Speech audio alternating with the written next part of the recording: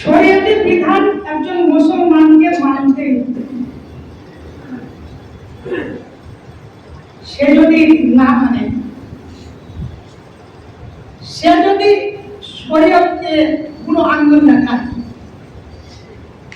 তাহলে শরীয়ত তার ব্যাপারে কি ব্যবস্থা নিয়েছে এবং শরীয়তের এই ব্যবস্থাপনায় যদি কেউ আবার মাথা ঢুকায় ওখানে যদি সেটাকে অমান্য করে, তাহলে তার এবং যে অমান্য করছে তাদের বিধান একই।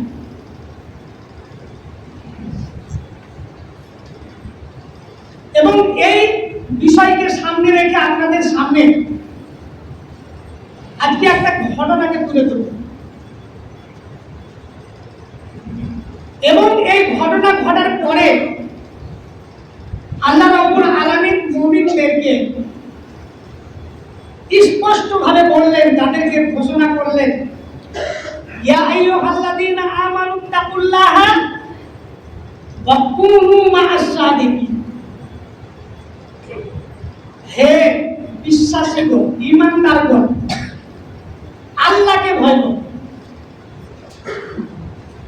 আল্লাহকে ভয় করে তুমি যদি তোমার কাজ চালিয়ে যাও, তাহলে পৃথিবীতে তোমাকে কেউ আটকাতে পারবে এমন ক্ষমতা নেই। ওয়াকুনু মা'আস সাদিকিন, এবং সত্যবাদীদের সঙ্গে, সত্যবাদীদের সঙ্গে। আল্লাহ অন্য জায়গায় বলছেন, ইয়া আইয়ুহাল্লাযীনা আমানুত্তাকুল্লাহা ওয়া কুলু কাওলান সাদীদা। ঈমানদারগণ, আল্লাহকে বিশ্বাস করো, আল্লাহকে ভয় করো এবং সত্য কথা বলো। যদি সত্য কথা বলো আর আল্লাহকে ভয় করো তো কি হবে জানো? ইসলিহ লাকুম আমালাকুম, তুমি যা ভালো আমল করবে এই ভালোর মধ্যে যদি কিছু মন্দ হয়ে যায় তো আল্লাহ সেটাকে ঠিকঠাক করে দিবেন। ওয়া ইয়াগফির লাকুম যুনুবাকুম, আল্লাহ তোমাদের গুনাহ খাতা মাফ করে দিবেন। ওয়া মান ইউতিল্লাহ ওয়া রাসূলাহু, যারা আল্লাহ এবং আল্লাহর রাসূলের বিধানকে মানবে, ফাকাদ ফাজা ফাওজান আযীমা, এরা বড় কামিয়াব, এরা বড় সফলতা লাভ করবে, এদেরকে কেউ আটকাতে পারবে না। বিশেষ করে আল্লাহ রাব্বুল আলামিন এই আয়াতগুলো অবতীর্ণ করেছেন গাজওয়ায়ে তাবুকের পরে। কয়েকজন মুসলমান পরীক্ষায় ফেসে গিয়েছিলেন। যখন আল্লাহ তাদের তওবা কবুল করলেন, তওবা কবুল করার পরে আল্লাহ বলে দিলেন যে মুমিনদের চরিত্র এমনই হবে, অতএব তোমরা মুমিন হয়ে জীবন যাপন করো। পৃথিবীতে আর কদিন বাঁচবে, এমন যেন না হয় যে তুমি ভালো আমল করতে করতে করতে করতে, আল্লাহ রাসূল বলেছেন কিছু লোক আছে শেষের দিকে এমন কাজ করবে যে ও জাহান্নামে যাবে। একজন মানুষ ভালো কাজ করছে, করতে করতে করতে করতে আর শেষ পরিণাম কি হবে? এমন একটা কাজ করলে যে ও জাহান্নামে যাবে। কিছু লোক আছে গুনার কাজ করতে করতে শেষের দিকে জান্নাতি কাজ করলো, জান্নাতে যাবে। বন্ধুরা আমার, আল্লাহ রাসূলের জামানায় একটা খুব বড় যুদ্ধ হয়েছিল। সেই যুদ্ধটা বলা হচ্ছে তাবুকের যুদ্ধ। এই তাবুকের যুদ্ধ সম্ভবত 9 হিজরিতে হয়েছিল। তো আল্লাহ রাসূল সবাইকে বললেন এই যুদ্ধে পুরো প্রস্তুতি নিয়ে যেতে হবে। অন্যান্য যুদ্ধে আল্লাহ রাসূল তাওরিয়া করলেও এই যুদ্ধে কিন্তু তাওরিয়া করেননি।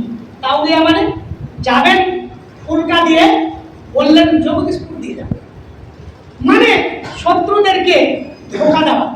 যুদ্ধে শত্রুদেরকে ধোঁকা দেওয়া যায়। তো সবাই যুদ্ধের জন্য প্রস্তুতি নিলেন, সবাই যুদ্ধে বেরিয়ে পড়লেন।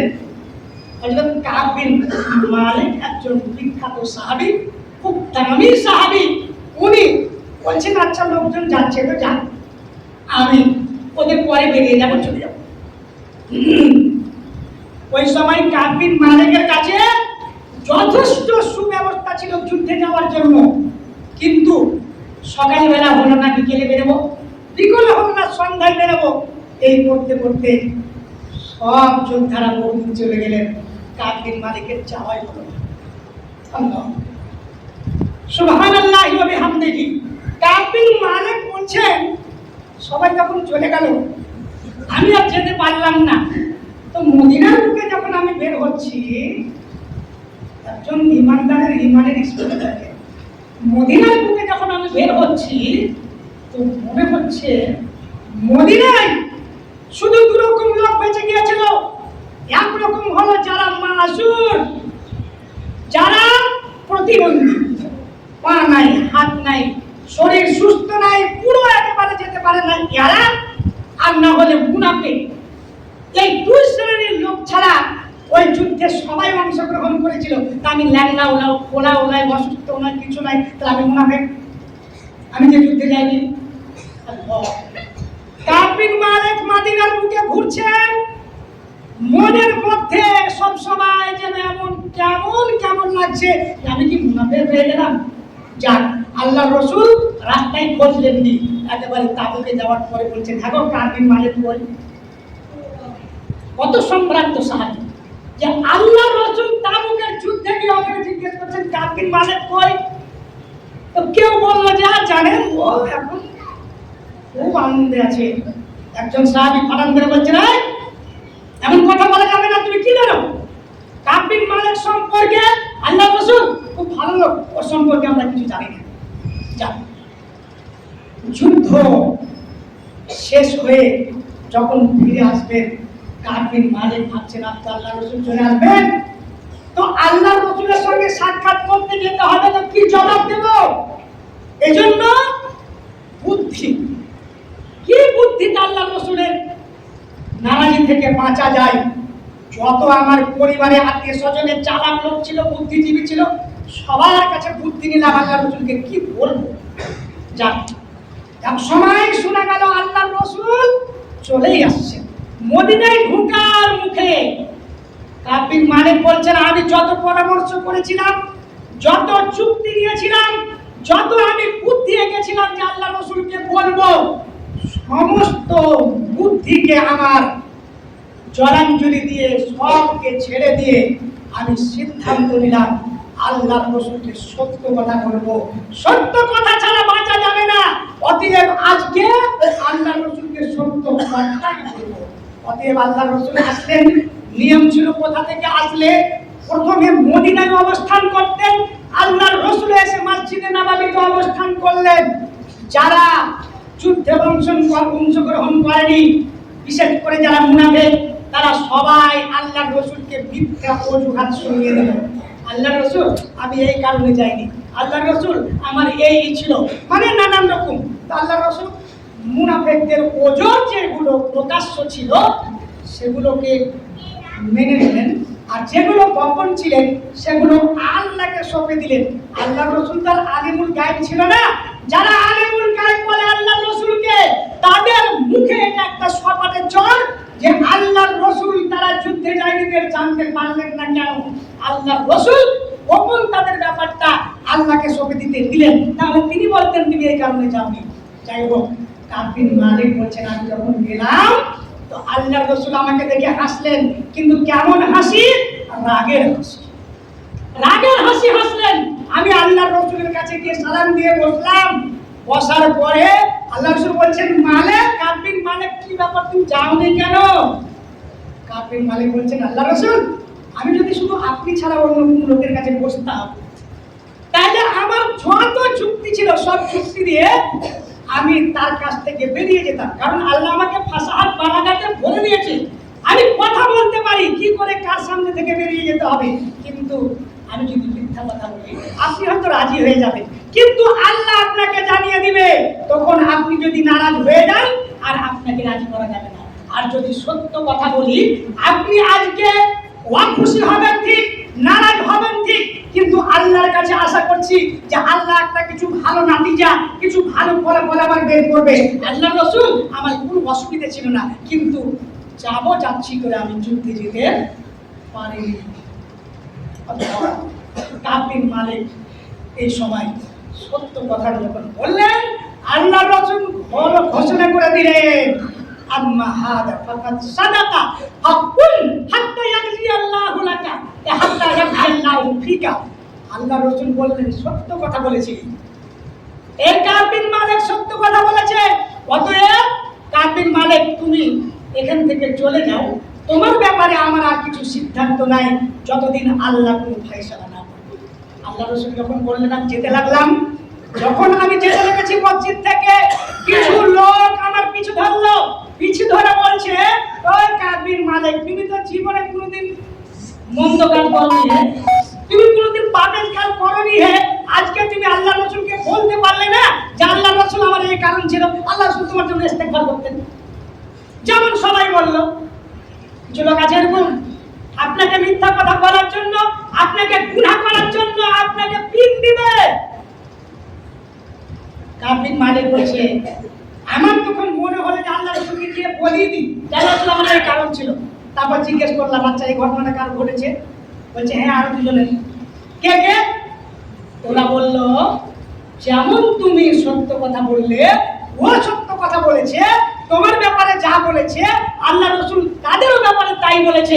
যতক্ষণ আল্লাহর ফয়সালা না হবে ততক্ষণ পর্যন্ত আমি কিছু বলতে পারবো না। তারা কে? তারা হলো একজন হেলাল ইবনে মুরারা ইবনে রাবি, আর একজন হচ্ছে হেলাল ইবনে উমাইয়া, দুজন সাহাবী। এরাও কিন্তু খুব সংগ্রামিত সাহাবী, গাজওয়ায়ে বাদরের মতন যুদ্ধে এরা অংশগ্রহণ করেছিল। আল্লাহ রাসূল এদেরকে বললেন যে তোমরা কতক্ষণ পর্যন্ত আমি কিছু বলতে পারবো না, তোমরা যাও যতক্ষণ আল্লাহর ফয়সালা না হয়। আল্লাহু আকবার। এই কথা বলে দেওয়ার পরে আমি যেতে যখন আরম্ভ করলাম, আল্লাহর রাসূল সাল্লাল্লাহু আলাইহি ওয়াসাল্লাম সমস্ত মুসলমানদেরকে বলে দিলেন, দেখো তোমরা সবাই শুনে নাও, এই তিনজন ব্যক্তি, কাব বিন মালিক, মুরারা বিন রাবি, হেলাল বিন উমাইয়া, এই তিনজনের সঙ্গে ফানাহা রাসূলুল্লাহ সাল্লাল্লাহু আলাইহি ওয়াসাল্লাম আনিল মুসলিমিনা আন কালামি। কাব বিন মালিক বলছেন, সমস্ত মুসলমানদেরকে বলে দিলেন, আমাদের সঙ্গে কেউ কথা বলবে না, আমাদের সঙ্গে কেউ চলাফেরা করবে না, আমাদের সঙ্গে কেউ কেনাবেচা করবে না, এমনকি সালাম দিলে সালামের উত্তর দিবে না। আপনারা তো সালাম দিবেনই না। শরীয়ত, যদি কেউ শরীয়তকে অমান্য করে, কোনো হারাম হালাল কাজ করেছে এমন কথা নয়, তবে ইসলামের বিধান, যদি ইসলামকে কেউ চাপতে চায়, ইসলামকে যদি কেউ মুছতে চায়, ইসলামকে যদি কেউ আক্রমণ করে, তাহলে তার বিরুদ্ধে সমস্ত মুসলমান যুদ্ধে নামবে। এটাই ঠিক, এটাই ঠিক। তো সবাই যুদ্ধে গেল, কাব বিন মালিক আর দুজন সাহাবী গেলেন না। আল্লাহর রাসূল তাদেরকে সামাজিকভাবে বাইকাট করলেন, বাইকাট করে দিলেন। কেমন বাইকাট? এদের সঙ্গে কোনো রকমের লেনা দেনা হবে না। তার ছেলেদের সঙ্গে কথা বলবে না, তার আত্মীয় স্বজনদের সঙ্গে কথা বলবে না, তার ভাইদের সঙ্গে কথা বলবে না। এইভাবে চলতে আরম্ভ করলেন। শেষ পর্যন্ত কাব বিন মালিক বলছে, মনে হয় না যে আমরা ওই জায়গায় আছি যে জায়গায় ছিলাম। বিশাল পৃথিবী মনে হচ্ছে আমাদের উপরে একেবারে ছোট হয়ে গেল, ছোট। আল্লাহু আকবার। আল্লাহ রাসূল, আল্লাহ তাআলা তাদের সম্পর্কে বলেছেন, হাত্তা ইদা দাকাত আলাইহিমুল আরদু বিমা রাহাবাত ওয়া দাকাত আলাইহিম আনফুসুহুম ওয়া জান্নু আল্লা মালজা মিনাল্লাহি ইল্লা ইলাইহি। এরা এমন সংকটে পড়লো যে বলার আর কথা নেই। তারা এমন মনে করতে লাগলো যে আমরা নিজে আর পারবো কিনা, কিন্তু বাঁচি আর না বাঁচি আল্লাহ ছাড়া কারো কাছে আশ্রয় নেওয়া যাবে না। এরা কোনো মানুষের কাছে আশ্রয় নেয়নি, কারো কাছে কোনো রকমের ওয়াসিলা ধরেনি, কোনো লোককে মাধ্যম করেনি। বরঞ্চ কাব বিন মালিক বলছেন, একদিন আমার অসহ্য হয়ে গেল, আমি আর সহ্য করতে পারছি না, এত একা একা থেকে শেষ পর্যন্ত আমি গেলাম আমার এক কাকাতো ভাই আবু কাতাদার কাছে। আবু কাতাদার কাছে গিয়ে মনে করলাম দুটো মনের কথা বলে একটু মনটাকে হালকা করব। গিয়ে তাকে সালাম দিলাম, আমার সালামের উত্তর নাই। তাকে আমি বললাম, আবু কাতাদা, তোমাকে আমি আল্লাহর কসম করে বলছি, তুমি কি জানো না আমি আল্লাহ এবং আল্লাহ রসুলকে কত ভালোবাসি? প্রথমবার বললেন, কোনো জবাব নেই। দ্বিতীয়বার বললেন, ভাই তোমাকে আমি আল্লাহর কসম দিয়ে বলছি, তুমি তো জানো আমি আল্লাহ রসুলকে এবং আল্লাহকে কত ভালোবাসি, কোনো জবাব নেই। তৃতীয়বার বললেন, আল্লাহর কসম দিয়ে তোমাকে বলছি আল্লাহ এবং আল্লাহর রসুলকে আমি খুব ভালোবাসি, তুমি জানো না? তিনি বলছেন, আল্লাহ ওয়া রাসূলুহু আ'লাম। কোনো উত্তর নাই, বলছেন আল্লাহর রসুল বেশি জানে, আমি বলি। এমন ঘটনা যখন ঘটল, কাফির মালিক বলছেন, আমি আর নিজের চোখের জল ফেলে থাকতে পারি না, দুই চোখ দিয়ে অশ্রু ঝরে যায়, আর শুধু মনে মনে কথা বলি, কার কাছে গিয়ে আমি পরামর্শ পাবো, কার কাছে গিয়ে আমি সুপরামর্শ পাবো, কার কাছে গিয়ে একটু আশ্রয় পাবো, কিভাবে আল্লাহর নবীর কাছে গিয়ে আমি অবজেকশন জানালে, তার কাছে আমি কোন কথা বললে আমি রেহাই পেতে পারি। এই বলে তিনি অস্থির হয়ে আবু কাতাদার কাছ থেকে চলে আসলেন বাড়ি।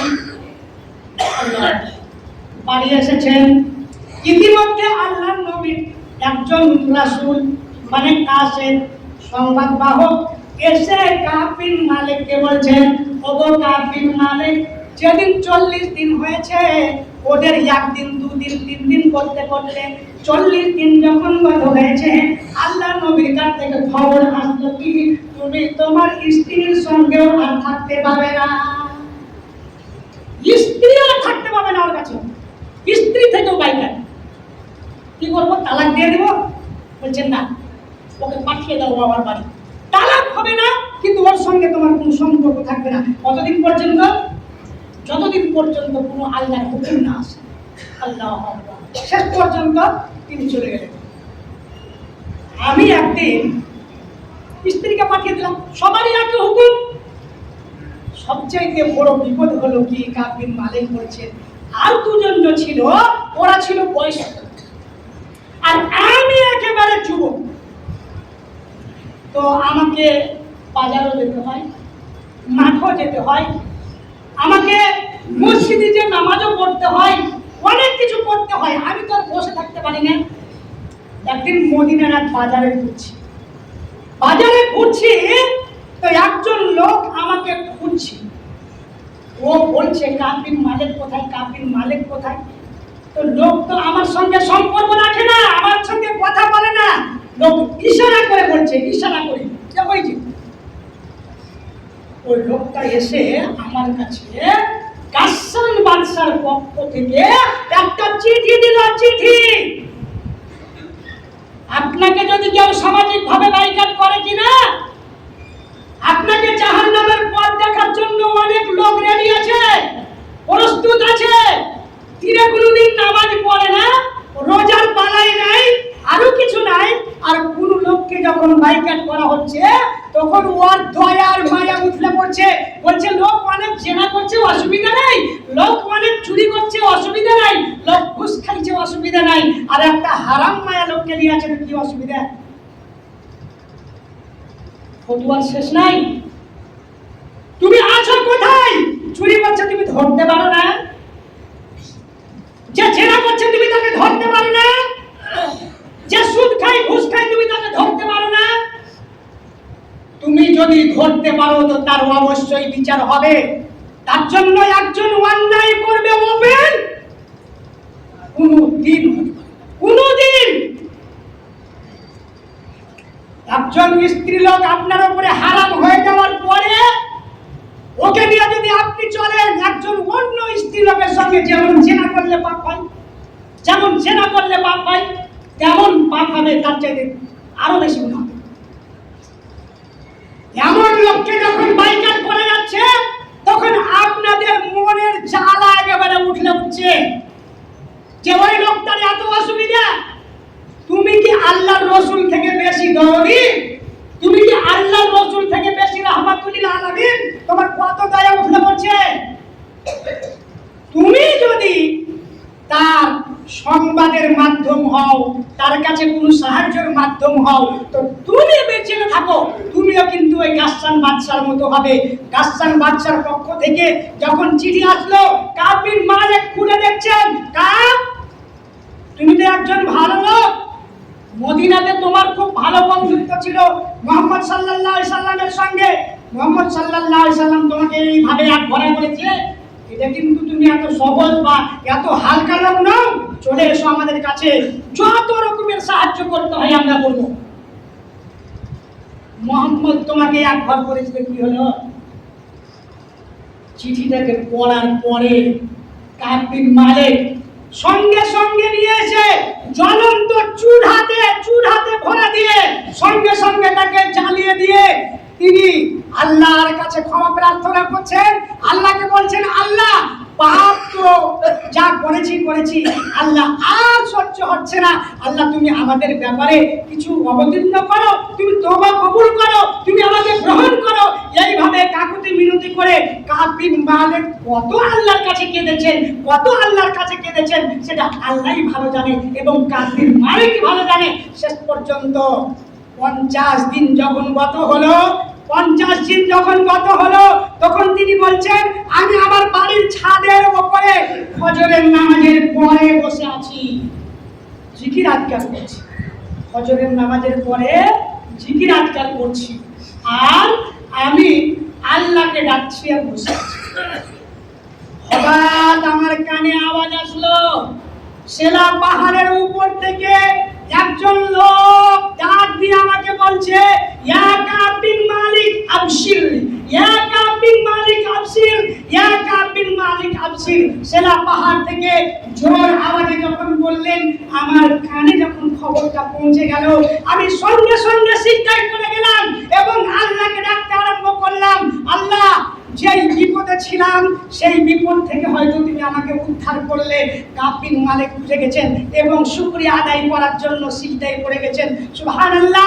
ওই কাব বিন মালিকের তওবা, ওই কাব বিন মালিকের ক্ষমা প্রার্থনা আল্লাহকে এত পছন্দ লাগলো যে আল্লাহ তাদের ব্যাপারে কোরআন মাজিদের আয়াত অবতীর্ণ করে দিলেন। কি আয়াত অবতীর্ণ করলেন? সুম্মা তাবা আলাইহিম লিয়াতুবু ইন্নাল্লাহা হুয়াত তাওয়াবুর রহিম।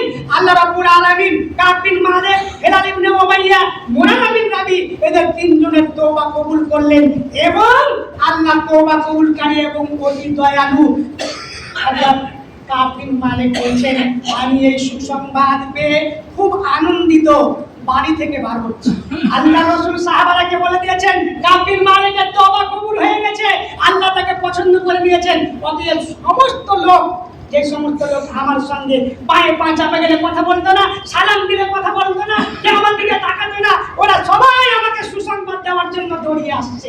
একজন লোক খুব তেজ ঘোড়াতে চলেছে, আগে বলে দ্রুতগামী ঘোড়াতে আমার কাছে এসে যতক্ষণে বলবে তার আগে তো আমি সেলা পাহাড়ের ওই এলান বা সংবাদ দাতার খবর আমি শুনে নিয়েছি। আমি আনন্দিত হয়ে আমার দুটো কাপড় ছিল, এই কাপড় দুটো ওই সংবাদদাতাকে দিয়েছি যে সর্বপ্রথম আমাকে খবর দিয়েছিল সেলা পাহাড় থেকে। আমার কাছে আর কাপড় ছিল না, পরে আমি কাপড় ধার করে পড়েছিলাম, কিন্তু আনন্দে এই কাপড় দুটো আমি ওকে দিয়ে দিয়েছিলাম। আমি আল্লাহ রসুলের কাছে গেলাম। আল্লাহ রসুলের কাছে যখন যাচ্ছি তো আল্লাহ রসুলের কাছে যাবো তো মনে হচ্ছে সালাম দিলাম, ঢুকলাম, আল্লাহ রসুলের মুখখানা এত খুশিতে ফুটে গেছে, এত খুশিতে আনন্দিত হয়ে আছে, মনে হচ্ছে 14 তারিখের চাঁদ, এত সুন্দর আল্লাহ রসুলের মুখ লাগলো। আল্লাহ রসুল বলছেন, আবশির ইয়া কাব বিন মালিক, আবশির ইয়া কাব বিন মালিক, মুন্দু মাররা আলাইকা মুন্দু ওয়ালাদাতকা উম্মুকা। আল্লাহ রসুল বলছেন, কাব বিন মালিক তোমার মার পেট থেকে জন্ম নেওয়ার পর থেকে এই পর্যন্ত যতদিন গেছে তার মধ্যে সবচাইতে আজকের দিনটা তোমার কাছে আনন্দের দিন, সবচাইতে আজকের দিনটা খুশির দিন, অতএব তুমি আনন্দিত হয়ে যাও। যাক বন্ধুরা আমার, আল্লাহ রসুল সাল্লাল্লাহু আলাইহি সাল্লামের এই সংবাদ পাওয়ার পরে কাব বিন মালিক কত আনন্দিত হলেন। তিনি বলছেন, আল্লাহ রসুল আমার যা আছে, আমার ধন সম্পত্তি যা আছে সব কিছু আল্লাহ এবং আল্লাহ রসুলের জন্য দান করে দিলাম। আল্লাহু আকবার। যা আছে আল্লাহ রসুল, যা সব আল্লাহ রসুল বলছেন, আমসিক আলাইকা বাদা মালিকা, তোমার কিছু মালকে তোমার নিজের লেখা রাখো, খাবা, অত আবেগে পড়ে সব দান করে দিলে হবে? বলছে আল্লাহর রাসূল যেটা খাইবার অংশ পেয়েছিলাম সেটা থাকলো, বাদ বাকি সবই দিয়ে দিলাম।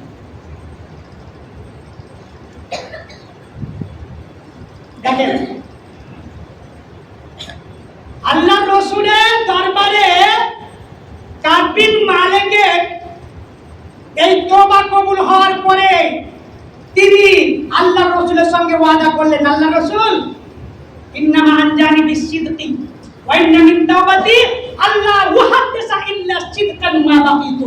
আল্লাহর রাসূল আমাকে মনে হয় যতটা আল্লাহ সত্যর ব্যাপারে আজমাইশ করেছে, পরীক্ষা করেছে, এমন পরীক্ষা মনে হয় পৃথিবীতে আর কোনো মানুষকে হয়নি। অতএব আমি আপনার সঙ্গে আমি অঙ্গীকার করছি, বাইয়ান করছি, যতদিন বাঁচব জীবনে আর কোনোদিন মিথ্যা কথা বলবো না, কোনোদিন। আপনার আর আমার জীবন তো মিথ্যা দিয়ে চলে, সব মিথ্যা দিয়ে চলে, কাগজপত্র তো মিথ্যা দিয়ে ভরে। আপনার ছেলেমেয়ে সবাই তো আপনার কাছ থেকে মিথ্যাই শিখে, সবাই মিথ্যা, আপনি তো মিথ্যা, আপনার সব মিথ্যা শিখবে না তো কি? আপনি বিচারে যান, যে অভিযুক্ত সেও মিথ্যা কথা বলছে, যে বাদী সেও মিথ্যা কথা বলছে, বিবাদী মিথ্যা, সবাই বিচারকও মিথ্যা, যত বিচারক সব মিথ্যা। আল্লাহ রাসূল সাল্লাল্লাহু আলাইহি সাল্লামের এই বাইকাটের হাদিসটা বলে আপনাদেরকে এই কথাটা বলতে চাইছি।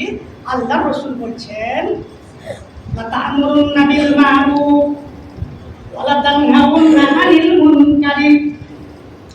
পৃথিবীর মানুষ ভালো করে কান খুলে শুনে নাও, তোমরা অবশ্যই মানুষকে ভালো কাজের উপদেশ দেবে, ভালো কাজের দিকে ডাকবে, ওয়ালা তানহাউন্না আনিল মুনকারি, আর মানুষকে মন্দ কাজে বাধা দিবে।